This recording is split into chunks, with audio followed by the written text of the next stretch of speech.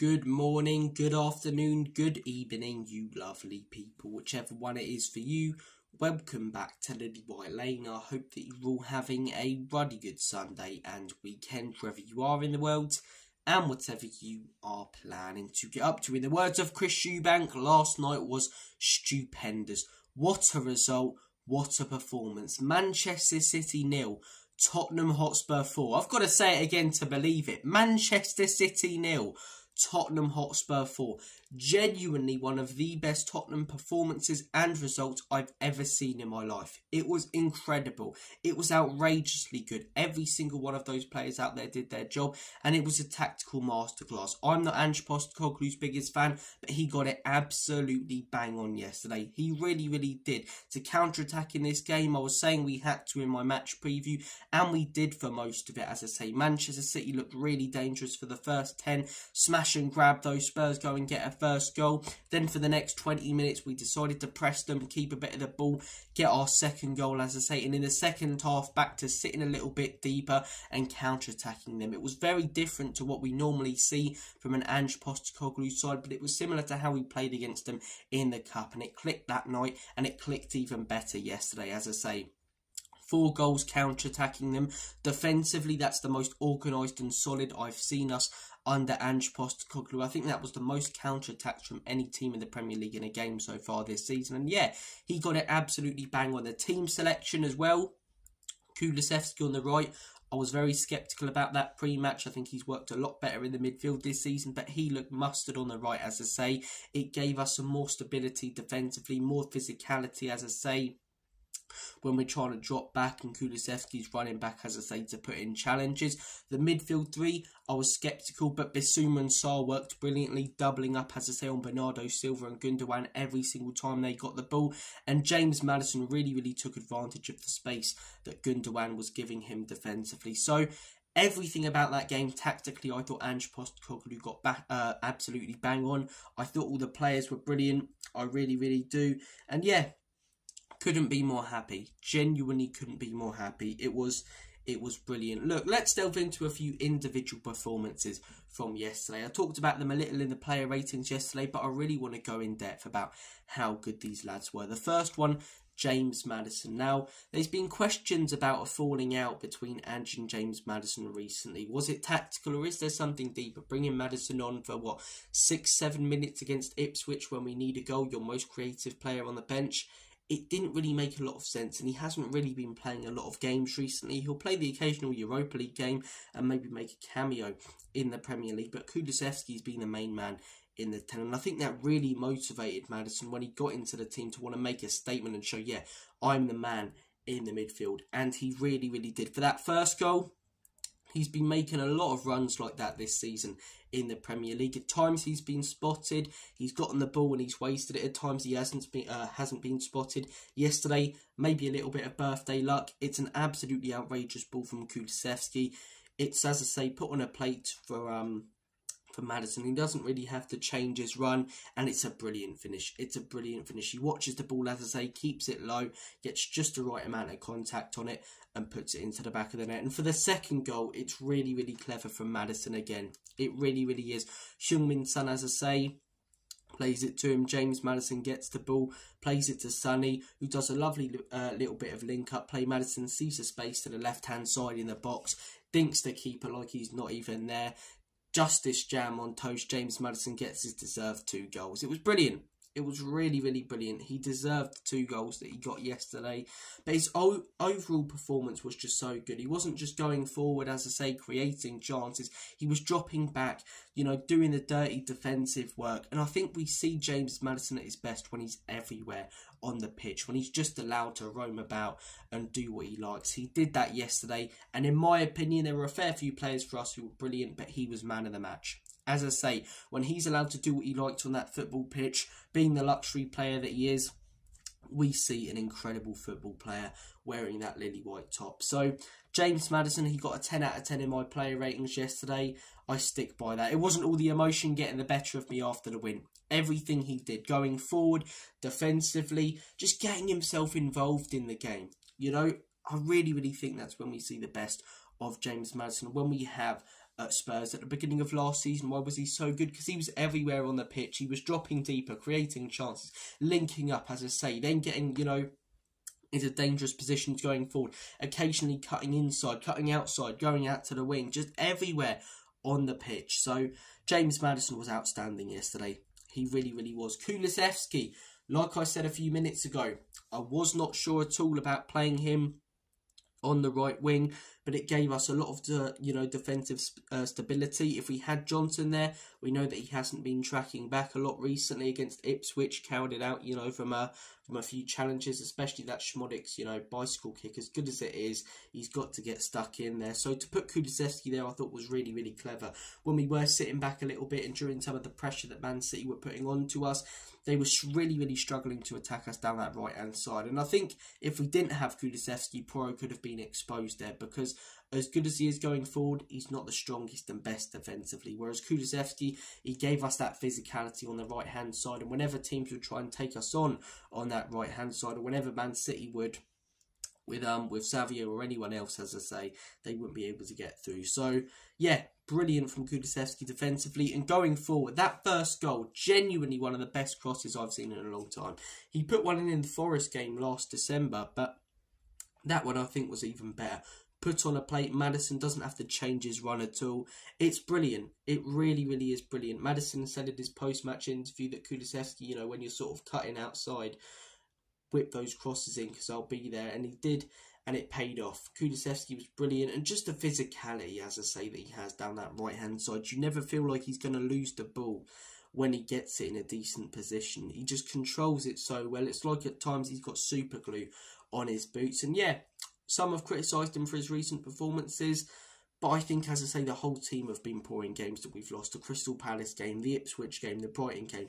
I think when you look at this season overall, he's been our player of the season. He really has. In the midfield, he's looked outstanding. Moving him to the right, I wasn't sure about it, but he was brilliant there yesterday. And it shows that we've got such a quality, versatile player who can play well in so many different positions. The 8, the 10, right wing, as I say, false 9. So Kulusevski was outrageously good, deserved a goal yesterday in my opinion, and that bit of play, as I say, for the Porro goal, it's outstanding, isn't it? It really, really is. What did I say a second ago about super glue attached to his boots? Nutmegs, or meg nuts in the words of Brad Barbley in Soccer AM in the middle of the park. Plays it wide, as I say, after that, moves himself forward. And yeah, brilliant, really, really good play for that second goal from Dejan Kulusevski. Destiny Udogie, I want to give him a lot of credit. I've seen a lot of people talking about Maddison, Kulusevski, rightly so, but not too many talking about Destiny Udogie.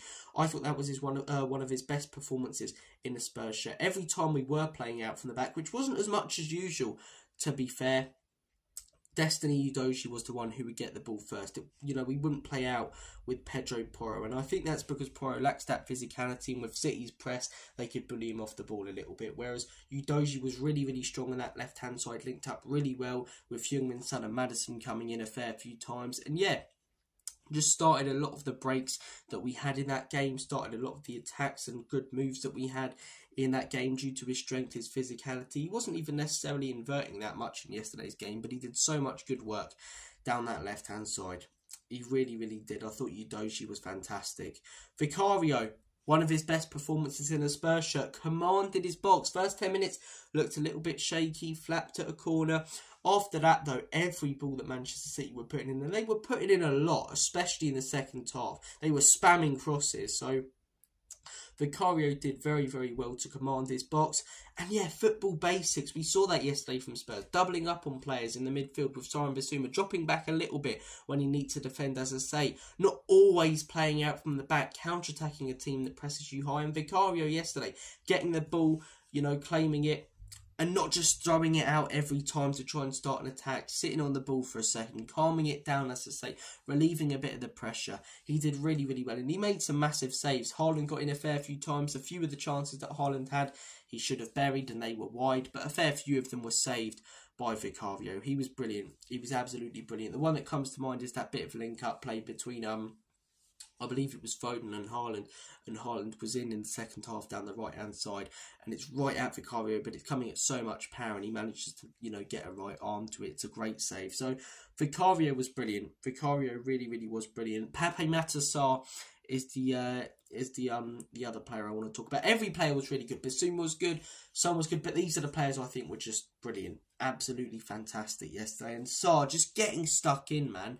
For a young player to have that mentality in a game like that, you know, a lot of young players, you'd worry about them in a game like Manchester City, the Etihad, cowarding out of, you know, challenges, not really wanting to win the 50-50s and giving it their all. He did yesterday, so a perfect example of that is that Vicario save that I was just on about, and Sarr comes flying in like Superman and boots the ball away, you know, bro kicks it like Sheamus, and he was doing that a lot yesterday, doing the physical stuff. A couple of times he fouled the opposition, but no problem with that. He was aggressive, and that's what you've got to be against Manchester City. Even when you're playing a little bit more defensive like we did at times yesterday, you can't do what Arsenal did in that game where they just drop unbelievably deep and drop off them, because they will pick you off. You've got to be aggressive when they've got the ball. We were yesterday, and Sarr was the most aggressive out of all our players. I really think he got stuck in yesterday, did the dirty work better than anyone else, put in some great challenges, some really good blocks. So Sarr was fantastic. He really was